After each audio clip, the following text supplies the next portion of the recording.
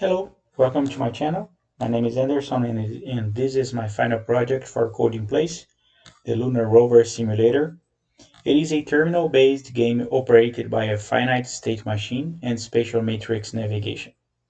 This project brought together many things we learned in the past 6 weeks: control structures, lists, loops, and functions. But before we jump into the simulation, let's take a quick look in the code. I structured this program using modular functions for each phase. Here you can see the full source code, and this is available on my GitHub, so if anyone wants to collaborate, add new features or anything, contributions are always very welcome. Descent team, this is Artemis Control. We copy you, Control. Simulation is live. Bring all rover systems online.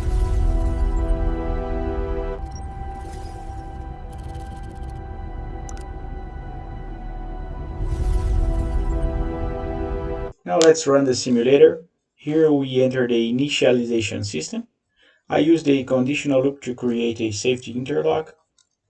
If I try to start the engine right now by typing start engine, it blocks me. I'm required to calibrate first. The calibration it is 100%, status calibrated. Now that the variable's state has changed, I can start the engine and move forward. Okay, start engine. Successful. System is ready. This brings us to the heart of this project, the navigation control. The map is dynamically drawn using nested for loops inside another one to read a 5x5 matrix. The rover is the R, the obstacles are the X, and your target or objective, as you wish, is the O. Every time I move, the code recalculates the position and clears the screen to simulate movement. To make it challenging, I implemented mathematical boundary checks. If I try to hit a wall or drive into an obstacle, let's see what happens. Not possible. So I'll try to navigate safely to the objective now. Let's see if we can hit a obstacle. No. Okay. Target reached. Mission accomplished.